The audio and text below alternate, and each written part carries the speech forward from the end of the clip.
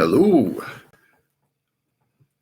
It's good to see you here. I'm glad we're getting things started here. I apologize for the slight delay in going, but we're here. Today we're going to be talking about spirit attachments. Spirits who, for whatever reason, get stuck on us. Spirits who are all around us all the time, but we need to learn how to coexist with them. And I'm curious who all's here and what we're doing. Well, I know what we're doing, but who's all here and what you're looking for. Go ahead and pop in chat. Let me know that you are here. I'm curious where you're from, and let me know a bit about what you're hoping to learn today. Because I'm excited to teach this subject. I think it's an important topic that isn't covered as much as it really needs to be, and I want to make sure we all have the good info on this.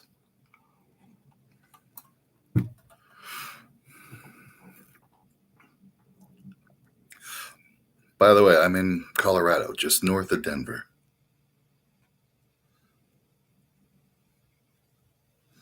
Claiming back your power and learning how to discern and clear what is not mine. Yep, we're going to be talking about that today. Interested in this aspect of spirituality? Hail. Excellent. You do spirit release in your energy work practice? Excellent. Looking for other ways? I love that. It's a very needed topic for sure. In Minnesota, great. West Coast, British Columbia, awesome. We've heard about spirit attachment before, but looking for better understanding, excellent. You saw the email, been dealing with clearing attachments lately and this sounded relevant. Excellent. You're in Kansas, great. All close by, terrific. All right. Tallahassee, Florida, welcome. Welcome, everybody. Thank you. So I tell you what, let's dive into this one. Ooh, Albany, New York. Let's dive in. I'm going to open up my notes so that I know what I'm talking about. Now, I want to start off by thinking that most people think that the spirit world is something distant, like it's mysterious. They're even taught that it's dangerous. You've probably seen this all over the place. But here's the truth. You're already in the spirit world right now. I keep telling people that we are not spiritual beings having a human experience. We are spiritual and physical beings. We're both at the same time, and we're having a dynamic experience. What happens on one side of life affects the other side of life. It's both at the same time. So the spirit world is not out there. It's not across the veil. It's something that's woven into our thoughts, our emotions, our energy bodies, and even our problems. Even our problems are connected to the spirit world. And there are moments when the emotions that we carry, the thoughts that we think, the urges, especially the urges that we can't explain, they're not entirely ours. In fact, my guides, the whisperers, have taught me over the years that roughly 90% of the thoughts we're thinking are not our own. They're influenced by the energy fields we're going through, by the reality bubbles, reality tunnels, whatever you want to call them. They're influenced by the spiritual beings that are all around us, the thought forms, the spirit guides, our loved ones, all of these sorts of things. They're always influencing the way we think, feel, believe the things that we're doing. And so the things that we're going to be talking about today are not superstition. These are real things that I've encountered, real experiences that I'm going to share with you from clients, even myself. And I want you to learn how to really start to reclaim your spiritual sovereignty, about how to start recognizing when something has taken up residence in your energy field so you can clear it with skill, compassion, and power. And we're going to talk about why spirits attach, what they need, and what we unknowingly agree to carry with us. I'm going to share with you some stories. Some might break your heart. And my hope is that it's going to awaken your inner awareness, your inner strength, your hidden strengths. And so by the end of this, you're not going to just understand what spirit release is. You're going to remember something older than fear, something deep within you that knows how to face the unseen and set both yourself and to help others to be free.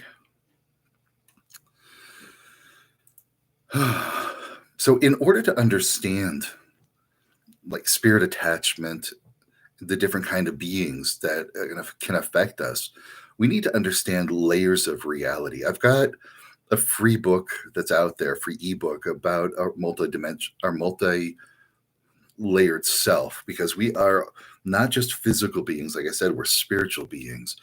And the way that you can understand that, I'll give you kind of a quick rundown, is think of source energy, just source, the nothingness that is everything, but nothing at the same time. It is pure consciousness. It's consciousness at a level that we can't comprehend, that we can't understand at all. This source energy gets condensed into what we can consider divine light, sacred energy, the realm of the gods. We condense that even more, and it becomes spiritual energy. It becomes the spiritual light, the spirit world, the afterlife, our spiritual bodies. That condenses even more into the ultramagnetics, the electromagnetic spectrum, light, as we understand light, which condenses even further into physical form, into solid mass. And so we are a composite being across all of these layers. And this is what sometimes people will call densities. And I don't want to confuse for dimensions, because remember, dimension is a method of movement, like up, down, side to side, front to back. And what we consider moving into a parallel reality or into another world is moving in a dimension, again, a level of movement that takes us from one place to another. But this dimensional movement is not on the XYZ plane. And this is why we want to call it densities, because that source energy, as it gets condensed, becomes more and more dense, condense into dense. And we could think of what we hear existing in the physical world as the third density, 3D. And these numbers are not perfectly quantifiable. You can't exactly say when third density ends and fourth density begins and when fifth density. You can't quantify it. But I want you to know some of these terms that we're kind of truing up here. Like the physical world is the third density. The spiritual realms, the afterlife, we can sort of think of that as maybe fifth density. In between, the 4D. This is the astral, the fourth density. I want you to think of this as sort of like a sandbox, an energetic sandbox. It's a playground where we are creating entities of all kinds, all sorts of beings that we are creating in here. This is where we create thought forms. This is where we create egregores, tulpas, servitors. This is where we set up energy fields and reality bubbles. And if you're not aware of the 4D, it's not a surprise because it's not really talked about that much. But if you're not aware of it, you're going to be prone to the subtle influences that come from that 4D. And the beings that are in this 4D layer, they are all kinds.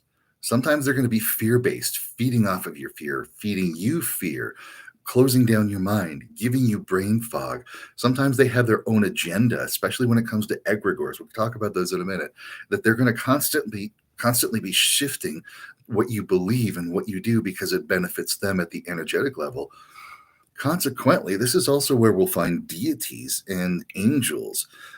They are created entities that we as humanity got together and collaboratively created them with our belief. And their existence is sustained by our belief in them. So they will have a mutually beneficial relationship. You can call on these beings saying, hey, I need influence on this. I need help with this. Can you intervene on my behalf in this way? And they will. Because when you see a positive result of their actions that they take, you're going to believe in them more. You're offering them energy. You're offering them gifts. And it's mutually beneficial. So I don't want you to think of the 4D as like this negative, bad place. It's everything. It's the full wide spectrum. It encompasses all sorts of things. So let's talk about some of the beings that exist here, like thought forms. Anytime you have a persistent emotional state, let's say fear, you're going to be producing this energy. I want you to think of every emotion you feel has an energy output. And as you're constantly putting this energy out with a simple program to a very simple program, usually scare me, you're creating this little packet of energy that, again, it's not evil. None of the things we're talking about are evil. We're not talking about anything demonic today. That this little bugger lives off of your fear. And so it will do things to scare you. It's programmed to scare you. You created it to scare you. So you're home alone, it's at night, it's 3 o'clock in the morning, and you get that sudden creep out feeling. Chances are that's a thought form that's hungry. And there's a great saying from Doctor Who that evil only depends on what side of the fork you're on. So we might see these thought forms as evil and malicious, but they're not. They're just trying to sustain their life. The same way with egregores. Egregores are another thing that will attach to us, that will influence in sometimes ways that we don't want. An egregore is a collectively created being. They're created out of cultures that believe that there is an entity that's working in a certain way, doing certain things. So you see, we're giving this entity a name, we're giving it a description, we're describing what its personality is, we're describing what it does to us. And we collectively hear this story. We collectively believe in that. We share our belief, and suddenly this entity comes to existence in the 4D. And because it needs our belief, it's going to be doing things to influence us to get our beliefs. I recently put out an Instagram reel where I was talking about Annabelle the doll. That Annabelle, it was just the doll's name, but maybe there was a little girl spirit, a girl that was lost. She needed to find her way to the afterlife. But remember, where most people think the paranormal is demonic, it's evil. Certainly Ed and Lorraine Warren think everything is demonic and evil.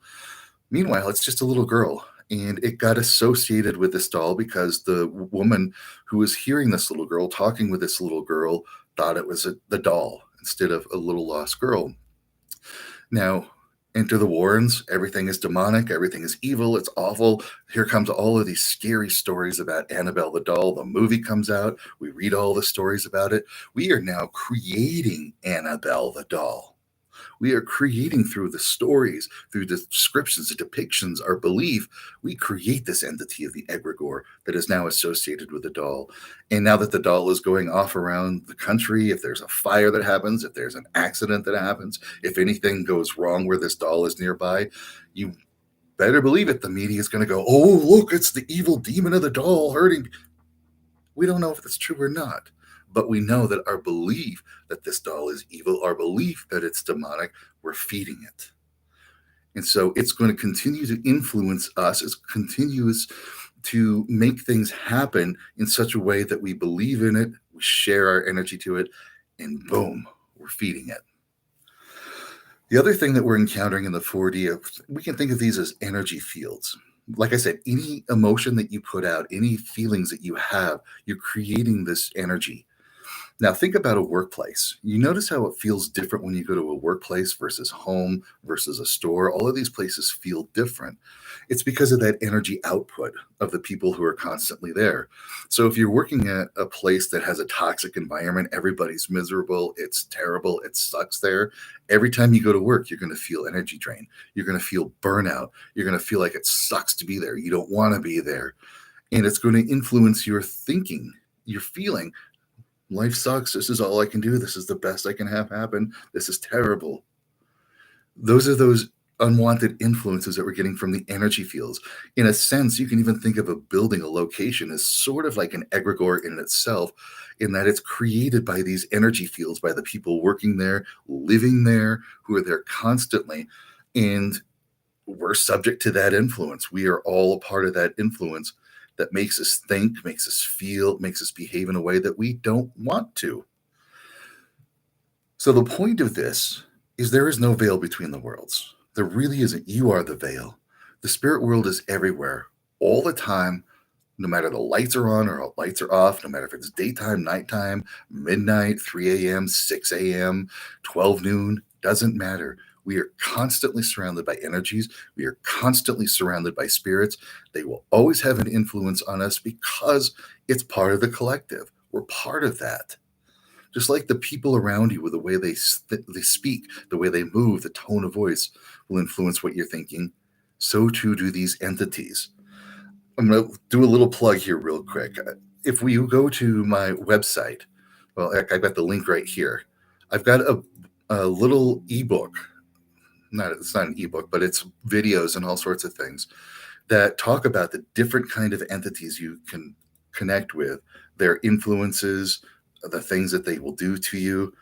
I'm going to put that in chat right here. It's called Your Field Guide to Subtle Beings and Astral Entities, where I talk more in depth about thought forms, egregores, servitors, tulpas, different types of lost humans, spirits, and other types of beings that influence and how they influence. It's a pretty comprehensive catalog, but it's not complete. A lot of good stuff in there.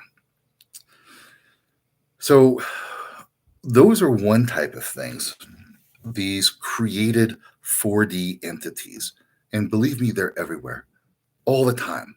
They're constantly all around us.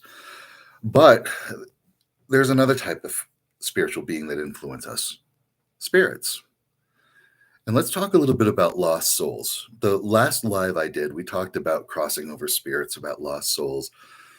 And I want to touch base a little bit on that one. You see, a soul gets stuck because it doesn't want to cross over. It doesn't know that it's dead. Maybe it's afraid of punishment in the afterlife. Maybe it doesn't want to go to the other side. Maybe it's just completely disbelieving that it's dead and there's an afterlife. There are spirits who literally expect pearly gates and clouds and angels flying around with harps. And if they aren't seeing that, they're like, well, I'm not dead. There are atheists who die and suddenly go, well, I still exist. I'm still conscious and aware. Therefore, I'm not dead. Meaning they're not ready to cross over. They're not ready to go through that crossing over experience. So they wander the earth. They are sort of stuck in between 3D and 5D. They're not quite 4D entities.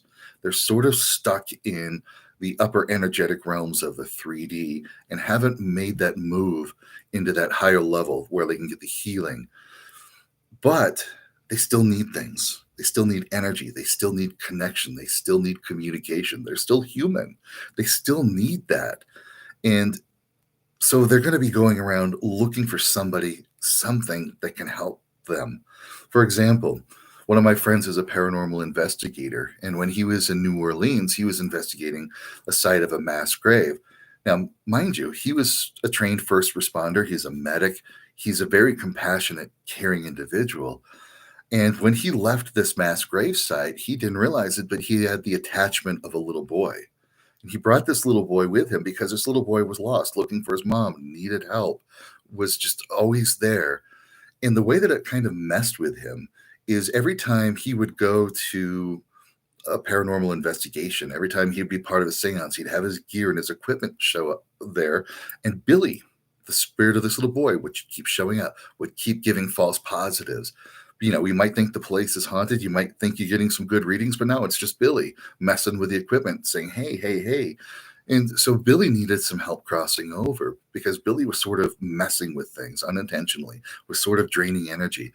And the reason why Billy was attached to this guy is because he's a compassionate person. He wants to help. He wants to care, and Billy needed help. And so they were in a mutually disadvantaged relationship because of this attachment. But you see that Billy needed something, and the paranormal investigator had a way of providing it. And they're still going to do that to us. If somebody was an alcoholic in life, their shade, part of their soul that learned to be an alcoholic, is going to linger around dive bars. It's going to linger around where there's the energy of alcoholism. And they're going to find somebody who's in that vulnerable moment. Their soul is open. They're a little bit weak. And that shade is going to attach. And it's going to be like, hey, have another drink. Hey, you can do this. Hey, let's do another one. Hey, let's get another drink. And suddenly this person might be drinking more than they ever imagined, more than they ever used to. And they don't know why. It's because this attachment is influencing them. There are many different reasons why spirits will attach. And I'm going to share some more of that here as we get going along. But when these spirits attach to us, of course, they're going to affect our emotions. They're going to affect the way we're feeling about things. Maybe we're going to be a bit more anxious. Maybe we're going to be a little bit more complacent and quiet. Maybe we're going to be a little more aggressive. It affects all of that. It even affects the way we think, the thoughts that are running through our head. You'll notice that maybe you don't usually think these things. Maybe you have these interruptive thoughts that come out of nowhere that don't seem like something that you would be saying or thinking. Well, you're probably not. It's probably that spirit that's attached to you for whatever reason, many different reasons why it attaches, and it's influencing the way you think. Ultimately, it's going to influence your behavior, the way that you act in the world, and even the feedback that you get from people when you act in those certain ways. And it's going to build and it's going to build until it maybe there's a point where you can't tell the difference between yourself and the attached spirit because they're constantly influencing you. They're constantly getting you to think things and feel things and do things. And that creates this inner reinforcement. And just like these 4D entities that we talked about, your behaviors, your emotions, your thoughts are feeding that soul. Look, we can actually get addicted to being in an emotional state because not only does every emotion we feel produce energy, it also has a biochemistry associated with it. Happiness has a chemical to it, frustration has a biochemical to it. And when your souls are bathed in that biochemistry for so long, your cells are bathed in that biochemistry for so long, they can get addicted to that. And then you might start doing things and thinking things that are going to bring up like that anxiety chemical because you're used to it, or it's going to bring up the happy chemical because you're used to it, or it's going to bring the success and achievement chemical. So you're going to push harder to be more successful and to achieve because your body's used to it. And so there's this dynamic feedback between the physical and the spiritual. This spirit is getting you to feel a certain way. Your body's feeling that certain way. You're addicted to it. You're used to it. You're going to produce that energy from that emotion. It's going to get fed. And you're going to be wondering why you're drained, why you're fighting the same fight over and over, why you feel like you're in this losing battle for yourself, because you are, because you literally are. You don't understand you have this attachment influencing you and messing with your life. I want to tell you a story about a man. I'm going to call him Greg. Now, Greg was on the road a lot of the time. He was doing repair of different kind of systems, even sales of different systems. So he was in his truck driving around site to site all over various states, and he's married, he has kids. And he came to me when he started noticing his behavior wasn't his own. He used to get along great with his wife, loved his wife, things were going beautiful with his wife. But now he was picking fights, and he knew it was him. He knew it, like his wife would say just something innocuous. He was like, "What do you mean by that? What do we?" And then he would get aggressive, and he was starting to tear apart his relationship. And he knew it was from him. His wife wasn't doing anything. He had this conscious awareness that there was nothing different about his wife. He loved his wife immensely. He loved the relationship, but there was this behavior coming through that he couldn't explain, where he would say these things and he would start these fights. It was never really got to the physical level. Never did. It was just this verbal fight that was creating an emotional rift between them. And so I connected with Greg. We did some work together, and we found out that he had a spirit attached to him. It was when he was on the road. It was when he was definitely in one of these dive bars, and he picked up a spirit of somebody who died at an early age, who was, let's say, vindictive about relationships, who he did not feel loved himself in his life. He felt very rejected. He felt very ostracized by society, and he had a great deal of resentment towards relationships for people who could make things work. And so he attached to Greg. And anytime Greg was around his wife, the spirit would come through and start the fights, start being aggressive, start saying these mean and awful things. And Greg was starting to wonder, like, what is wrong with me? Am I going? So we did the spirit release work. We went through the spirit release protocol. We crossed over this spirit. And instantly, Greg is like, wow, I can feel different. I already feel different. I already feel a change.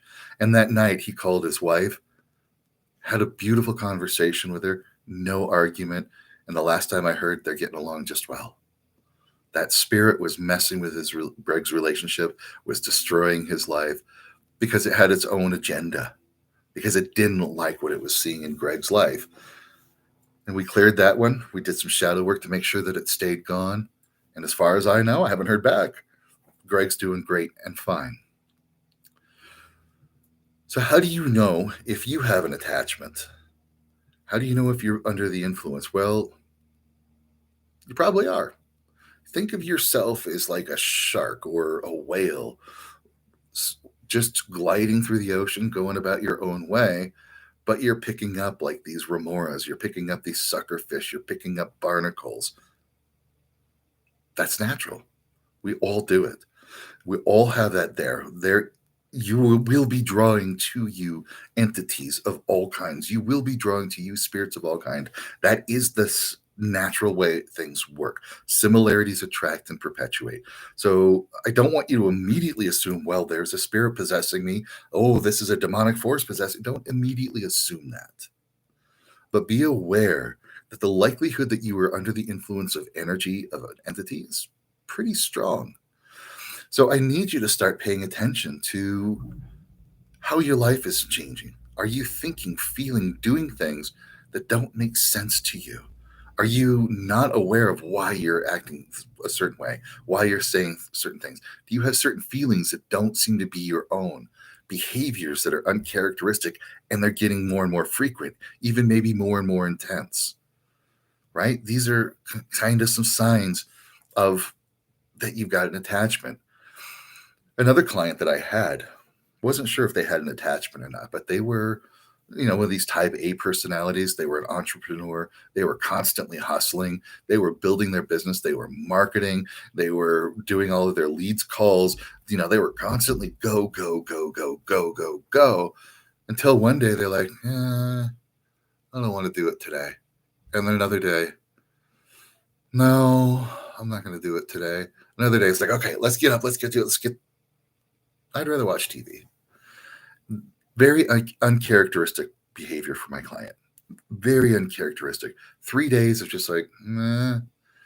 So they knew something was off with them. They weren't sure what it was. They wasn't sure if it was shadow work that needed to be done, which did. They weren't sure what was going on. And so when working with them, connecting with them, and they had a deeply embedded entity. It wasn't a spirit. It wasn't an egregore. I don't know what it was. And that's perfectly fine. There are so many types of entities in the 4D and the astral that we just can't catalog them all. It's a zoo out there. And this thing had little tendrils all woven in through his energy fields, all woven throughout him. So it was a bit difficult to pull this whole thing out, to pull this big bugger out, to pull all those little tendrils out and clear it away. And once it was clear, the client was suddenly like, oh my God, what have I been doing? Why can't I get this worked? Oh, and suddenly they were like in this overwhelming anxious mode because this thing was feeding him with complacency. He was just like, no, I don't want to do it. No, I'm okay. No, I'm just going to have to. So when it was gone, now the anxiety kicked in of like, oh my God, I haven't been doing the work. I haven't been doing the things I need to do. Let's get going. Oh, we got to go. Well, yeah, he got back on track for sure, but we had to do some shadow work. We had to ask the question, why was this attachment there in the first place? Why would he allow it to be there? This is something I call agreement. And I don't mean that you're consciously, logically, reasonably saying, yes, you are a spirit. Yes, you can attach to me and suck my energy fields. You're not doing that logically, but there's something at the emotional level, at the energetic level that you are not aware of, that you're not conscious of, that is resonating with this entity. And you agree to attach. You agree to come together. So why did my client agree to come together? Because he was constantly go, go, go, go, go, never took a break. His body, his physical body, his inner world was saying, I need some downtime. I need a break. I need to stop. And he wouldn't stop. And so that inner part of his world agreed to attach to this complacency entity so that he took a break, so that he stopped. And he was so afraid of stopping because he felt that his success meant working hard, working long hours, busting his butt constantly, and that if he stopped, he was going to be a failure. So we had to do some shadow work around that sense of failure. If he's not working, if he's not busting butt, we had to do some shadow work of that it's okay to take a break, to rest, to take a moment down. And sure enough, he started to put on his schedule 1 day a week, a day that he doesn't do any work at all. Nothing. He stops. That's his time down. He can't do anything that day. Even though he wants to, he doesn't. It's the same thing I learned to do myself too.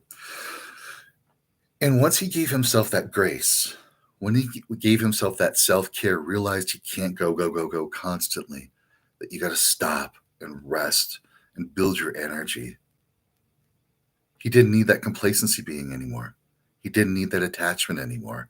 And so, in a weird sense, that attachment helped him to learn a better self care routine, helped him to look more inward and say, hey, I need to take care of myself because if I don't, something's going to happen to me. So, there's agreement. There's always got to be an agreement of some kind for this being to attach. And so we got to do shadow work. You can visit a psychic.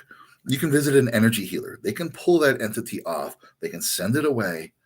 But until we address that inner reason, why is it here? What's it doing? What's it all about? It's going to keep coming back. Or you're going to attract something else. Or you're going to create something to fill that void. So you've got to do your shadow work. You've got to really tap into, why is it here? Why do I agree to that? Why do I have to experience this? What's going on with that? So in the case of thought forms, maybe there really is a spirit in the house. Maybe it's grandma came by to say hi, but you've been watching all of the paranormal investigator shows. You've been keeping up with the Warrens. You've been watching all the horror movies. And so your primary experience with the paranormal is demonic, scary, terrible, awful things. Meanwhile, grandma comes in and says, hey, how's it going? Oh my God. And, there are people out there that really boost the fear-based narrative that grandma can't come back and visit you, that it's a demon disguising itself as grandma. Okay, BS. That's nonsense. It's grandma.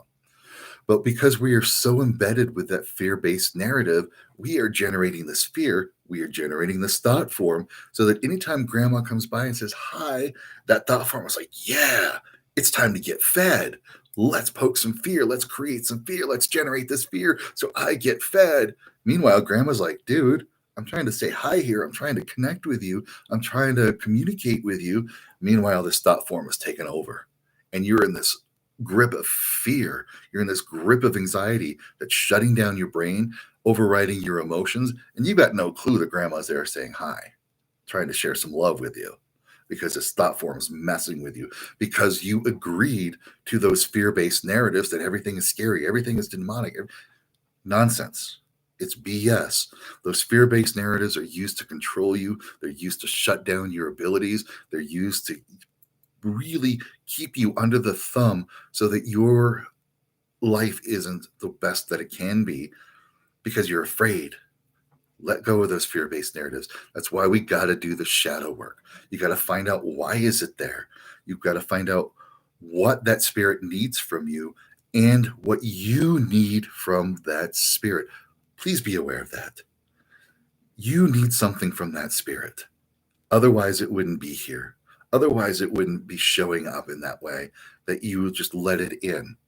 Okay? Remember, this is a two-way street. All paranormal experiences are co-created. We all share in that. So, let's talk a little bit about how to do some clearing, and let's do some clearing together. The things that you want to do is, of course, set sacred space. Whatever you do to set sacred space, candles, incense, doing some sort of a ritual, ceremonial practice, beautiful. Just connecting to higher self, bringing in higher energy, maybe all that you need to do. And call in guides, call in helpers, healers. And then we can do some clearing of the attachments, and I'll show you how to do that today. And this clearing works great for these 4D entities, the thought forms, the tulpas, egregores, all of that kind of nonsense. This clearing is great for that one.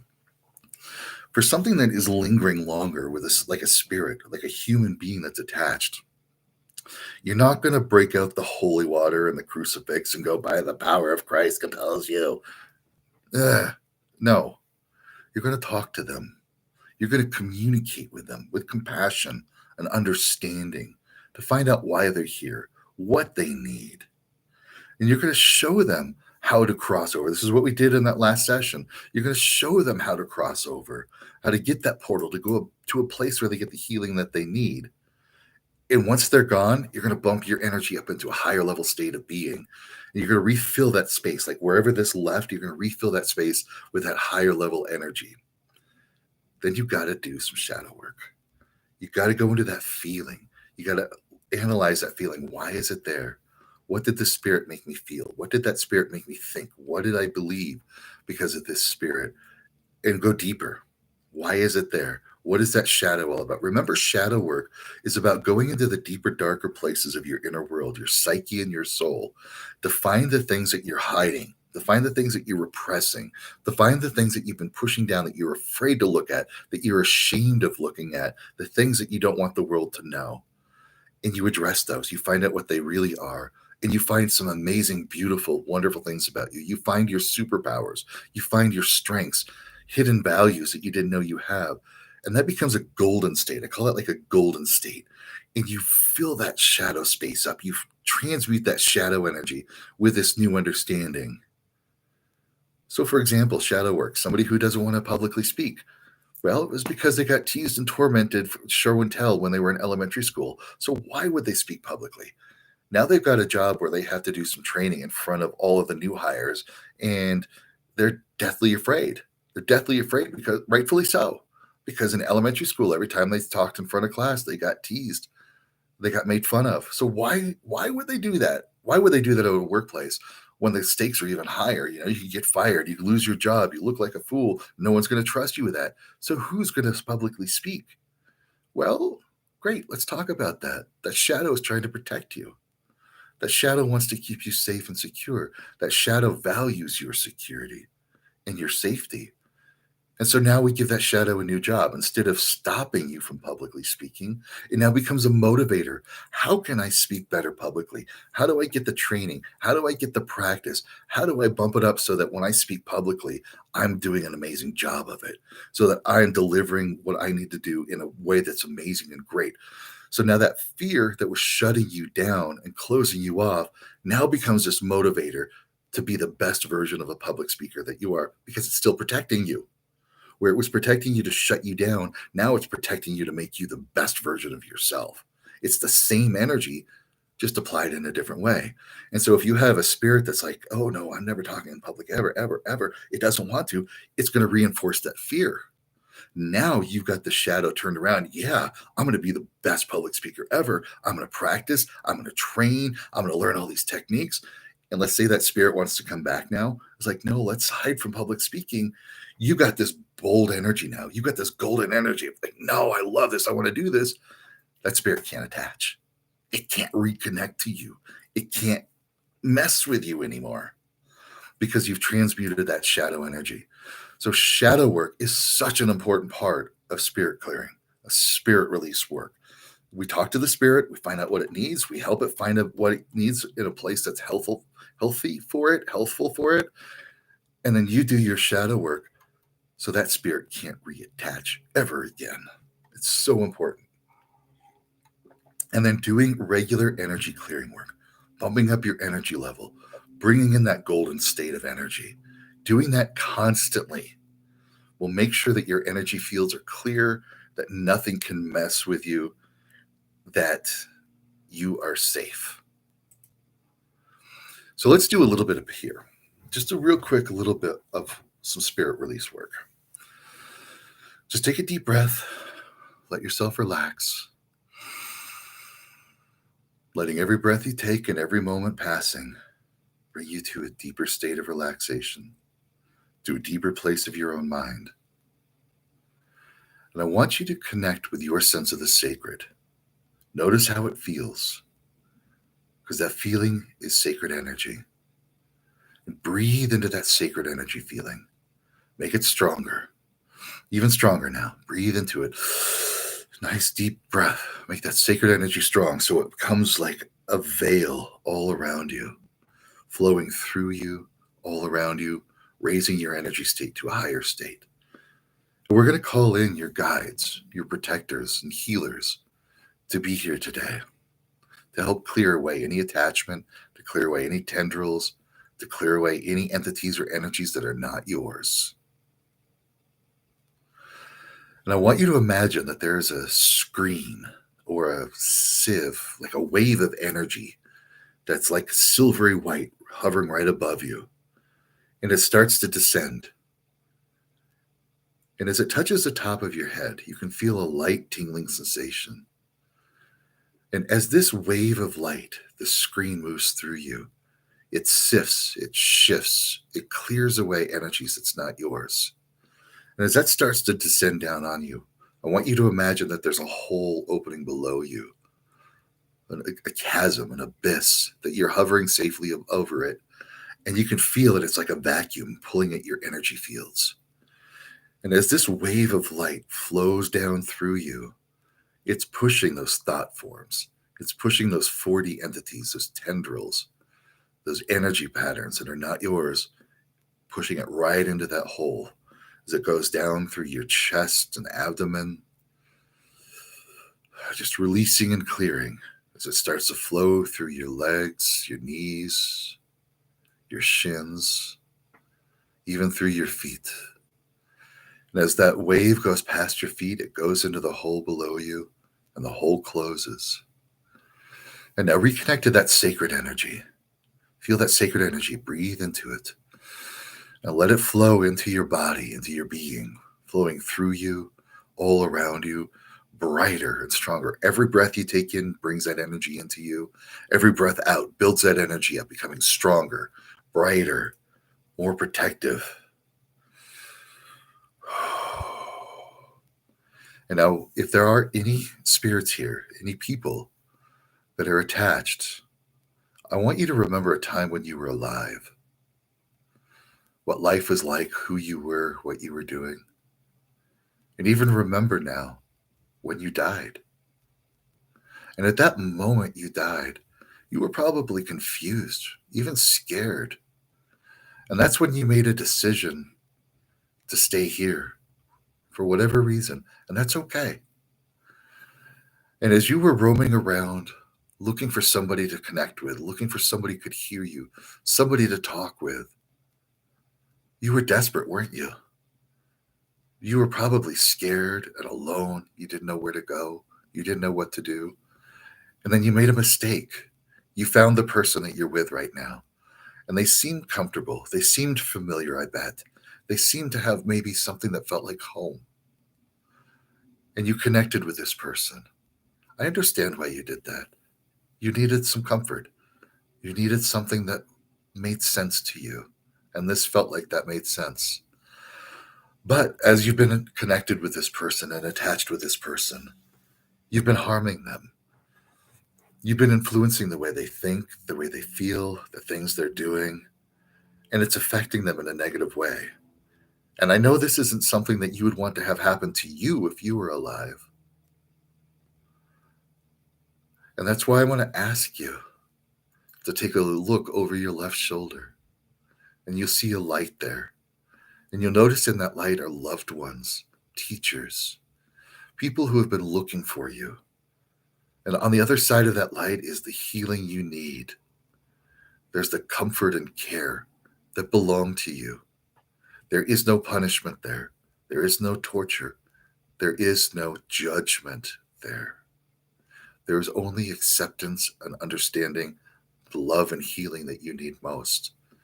And so I'm asking you to make a decision now to leave this person, to go into that light, to join your loved ones, where you'll have all of your needs met. And for you listening here, the ones with the bodies, I want you to wish this person well. I want you to feel your compassion for them and really extend that invitation for them to leave, to depart, so that they no longer are influencing you or affecting you in any way.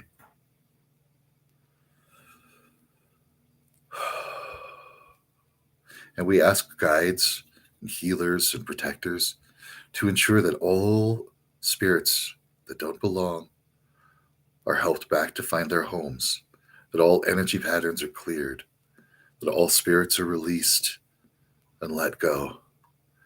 And then we also ask for those who are attending, you find that inner healing that you need. You find that path to the shadow work. that energy work that you need to do to ensure that your energy fields stay clear, that spirits don't attach, that you do that shadow work.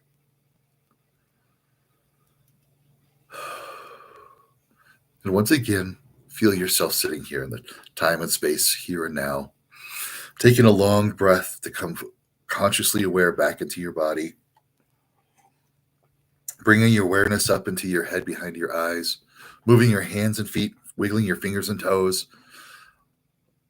And when you're ready, taking another long, deep breath, open your eyes, fully awake, fully aware, and alert.